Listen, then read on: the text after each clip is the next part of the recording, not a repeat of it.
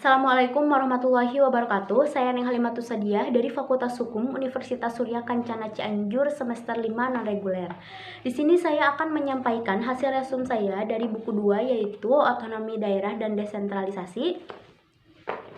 Saya mengambil judul Pemahaman Dasar Hukum Pemerintahan Daerah. Buku ini ditulis oleh Joseph Mario Monteiro. Saya dibimbing oleh dosen Bapak Dr. M. Rendi Adidayandi, SH.MH. Langsung saja kita ke pembahasan selanjutnya. Saya mengambil judul Pemahaman Dasar Hukum Pemerintahan Daerah yang ditulis oleh Joseph Mario Monteiro. Buku ini terdiri dari 7 bab.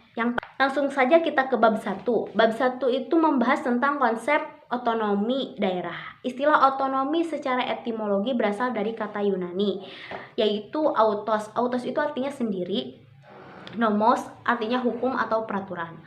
Nah, pemerintahan daerah atau di negara-negara barat dikenal dengan local government.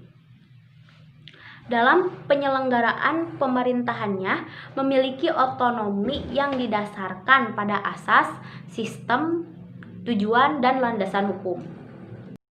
Otonomi diartikan juga sebagai kemandirian dan kebebasan satuan pemerintahan lebih rendah untuk mengatur dan mengurus sebagian urusan pemerintahan. Nah, secara teoritis dan praksis terdapat 5 otonomi, yaitu yang diantaranya yang pertama otonomi organis atau urusan-urusan yang menyangkut kepentingan daerah.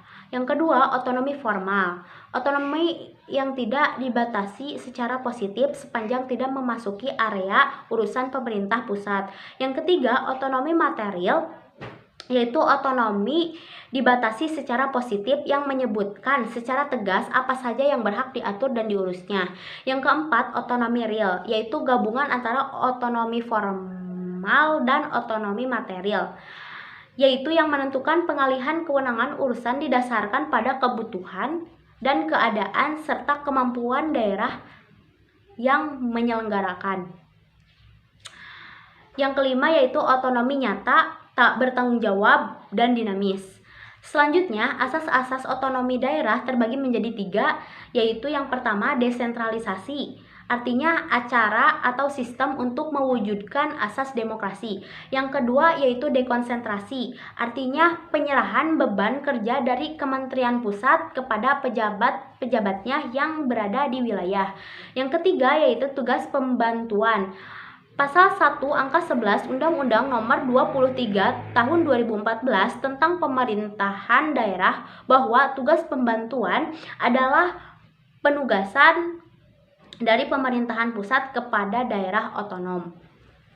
Selanjutnya yaitu bab 2. Bab 2 membahas tentang kewenangan pemerintah daerah. Kewenangan sering diartikan juga sebagai kekuasaan untuk mengambil keputusan berdasarkan hak dan kewajiban dalam rangka menjalankan suatu kegiatan organisasi tertentu. Yaitu bab 3 membahas tentang organisasi pemerintah daerah.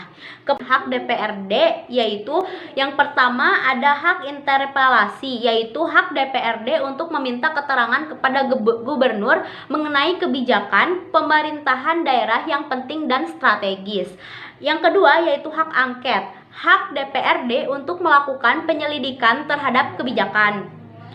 Yang ketiga, hak menyatakan pendapat, untuk menyatakan pendapat terhadap kebijakan kepala daerah. Selanjutnya yaitu bab 4 membahas tentang peraturan daerah. Peraturan daerah atau Perda, peraturan perundang-undangan yang dibentuk oleh DPRD dan kepala daerah. Selanjutnya yaitu bab 5 membahas tentang prosedur pembentukan peraturan daerah. Pembentukan Perda merupakan salah satu pilar utama bagi penyelenggaraan pemerintahan daerah. Secara teknis ada 7 langkah dalam pembentukan Perda, yaitu yang pertama identifikasi masalah, yang kedua penelitian ilmiah, yang ketiga teknis penyusunan Perda, yang keempat pembahasan Perda di DPRD, yang kelima penetapan Perda, yang keenam pengundangan Perda, yang ketujuh penyebar luasan Perda. Selanjutnya yaitu bab 6 tentang pemerintahan desa. Dalam pasal 18B ayat 2 Undang-Undang Dasar Negara Republik Indonesia tahun 1945 Disebutkan bahwa negara mengakui kesatuan-kesatuan masyarakat hukum adat beserta hak-hak tradisionalnya sepanjang masih hidup dan setuju dengan perkembangan masyarakat dan prinsip negara kesatuan Republik Indonesia. Selanjutnya yaitu bab 7 membahas tentang produk desa. Peraturan desa adalah bentuk regulasi yang dikeluarkan pemerintah desa sebagaimana kabupaten dan kota membuat peraturan daerah. Nah, peraturan desa merupakan penjabaran lebih lanjut dari peraturan perundang-undangan. Produk hukum desa selain peraturan desa adalah peraturan bersama kepala desa dan peraturan desa. Baik, sekian resum buku 2 otonomi daerah dan desentralisasi dari saya. Mohon maaf bila ada salah pengucapan, boleh dikoreksi di bawah komentar.